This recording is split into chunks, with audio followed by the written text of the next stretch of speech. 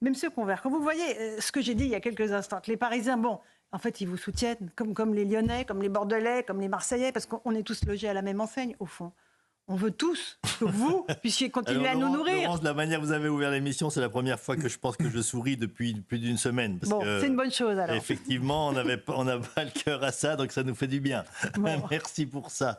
Mais je regarde là que les collègues de la RATP, je ne sais pas s'ils vont leur envoyer les blindés de la gendarmerie. Les blindés, voilà, on aime bien circuler, c'est sûr qu'on aime bien circuler. Je pense que ça risque de poser des problèmes de manière plus durable aux Parisiens, voilà, et plus gênant. Parce que vous comptez rester quand même quelques jours. Pour l'instant, ils ne sont pas tous arrivés. Alors, ils ne vont encore pas partir. Attendez, il faut déjà attendre qu'ils arrivent près de la capitale. On a des annonces à venir, demain, voire plus tard, parce que on verra bien, c'est jamais d'un coup.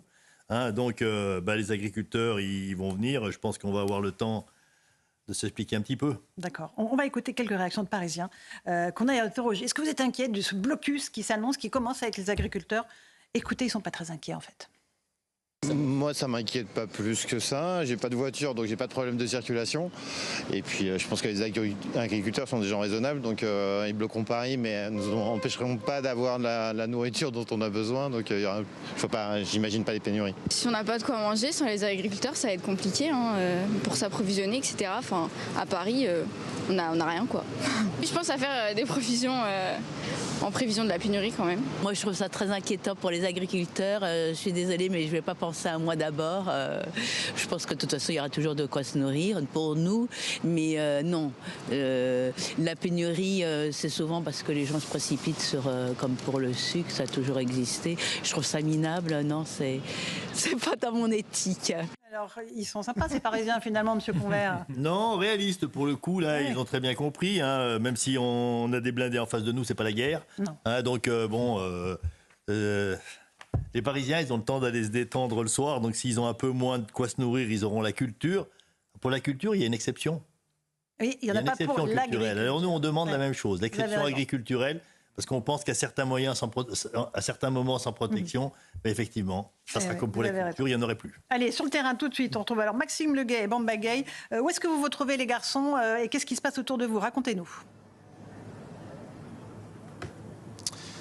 Bonsoir Laurence, nous nous trouvons sur l'autoroute A6 à proximité de Villabé dans l'Essonne et l'A6 qui fait partie des axes routiers qui est totalement bloqué comme par des dizaines et des dizaines de tracteurs qui se sont donc stationnés sur ce tronçon d'autoroute et qui la rendent donc impossible à la circulation. Alors des agriculteurs qui l'ont fait savoir, ils bloquent puisqu'ils ne sont pas convaincus par les annonces qui ont été faites par Gabriel Attal vendredi dernier. L'un des agriculteurs me confiait, il est loin d'avoir répondu à l'essentiel de nos doléances, s'agissant notamment de la transposition des normes administratives ou encore du sujet épineux de la question de la concurrence déloyale dont souffrent particulièrement les agriculteurs français. Voilà, des mesures fortes sur ces sujets. Ici, c'est la condition sine qua non pour lever ce blocage. Un blocage qui est donc suivi comme le lait sur le feu par le gouvernement, puisque près de 15 000 forces de l'ordre sont mobilisées pour suivre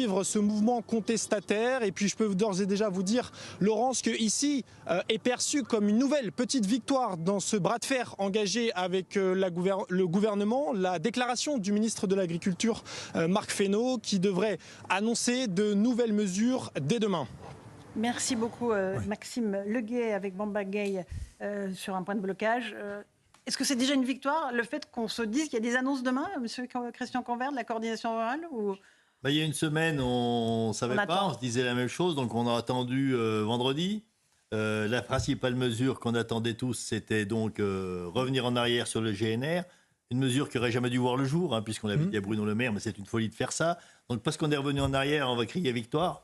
Non, ça a été bien redit, hein, le GNR, c'est une partie du problème. C'est toute l'énergie qui touche l'agriculture. Hein, parce que le GNR, il va nous en mettre une bonne, là, je pense, dans 2-3 jours, notre ami Bruno Le Maire, là, avec l'électricité.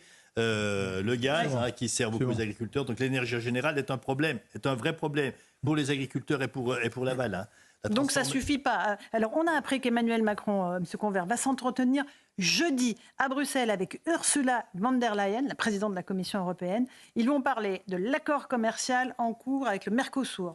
des jachères imposées aux agriculteurs et de l'arrivée des produits ukrainiens dans l'Union. Il y a urgence à statuer sur ces 3 dossiers-là. Mais bien sûr qu'il y a urgence, puisqu'on parle de distorsion de concurrence. Donc, avec le Mercosur, soit il fait comme pour le nucléaire, il dit ce coup-là, on s'est trompé. C'est pas grave de dire qu'on s'est trompé. Les circonstances peuvent amener à dire qu'on s'est trompé, hein, ça arrive, c'est pas un malheur. Donc on s'est trompé, le Mercosur, on arrête là. L'Ukraine, c'est pareil. Il y a un moment, c'est pas à l'agriculture de payer la guerre ukrainienne. Donc de toute façon, c'est une distorsion de concurrence à la limite qui est presque encore pire celle-là, puisqu'elle n'est pas négociée, elle est de fait. Elle est de fait et on doit subir. Donc de toute façon, les agriculteurs français, attention, ils sont capables. On est en train de tuer les exploitations les plus performantes. Des gens qui ont un savoir-faire, qui ont tout ça, et ceux-là qui sont les premiers de classe, on va dire, ils n'y arrivent plus. Donc il y a un moment, il y a quelque chose à faire. Joseph Massescaron. Il y a urgence aussi parce que c'est une urgence européenne. C'est-à-dire, on le voit aujourd'hui, c'est-à-dire on constate le même mouvement d'humeur en Allemagne, en Italie, en Belgique, en Espagne, aux Pays-Bas. Et c'est un mouvement d'ailleurs, c'est un mouvement maintenant, et même en Pologne, c'est un mouvement d'ailleurs qui a commencé même à trouver sa traduction politique. Hein. Je rappelle qu'il y a un mouvement, en 2019, il y a une formation qui a été créée à qui on donnait 1% généreusement, qui est le BBP aux Pays-Bas, et aujourd'hui, ils ont raflé 15 sièges au Sénat. Donc, il y a une traduction politique. C'est intéressant parce qu'à la veille des élections européennes, c'est la manifestation qu'il y a une opinion publique européenne et pas simplement française, contrairement à ce qu'on voudrait nous faire croire, c'est-à-dire en disant voilà, c'est un combat d'arrière-garde. Non, il y a une opinion publique européenne qui, en effet, aujourd'hui pense et réagit de la même manière. Et vous avez d'ailleurs eu raison de parler du nucléaire, parce que pour le nucléaire, évidemment, là aussi, pour l'Europe, il y a eu une prise de conscience, malheureusement. Absolument. C'est une vraie crise européenne nouvelle. Ancien député. On découvre un peu tout ça maintenant. Sur 2 thèmes, la mondialisation, les accords commerciaux que les agriculteurs n'acceptent plus parce qu'ils sont contre leur intérêt, et puis l'Ukraine. Parce que l'Ukraine, qu'on aide militairement l'Ukraine. Oui.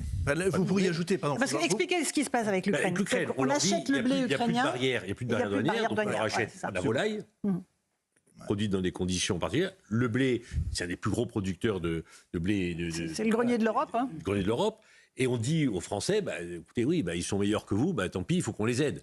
Et donc les céréaliers français se disent, nous, on ne va pas y arriver. Ceux qui vendent de la volaille disent, on ne va pas y arriver. Donc on est en train de tuer une partie de notre agriculture qui était parmi la meilleure.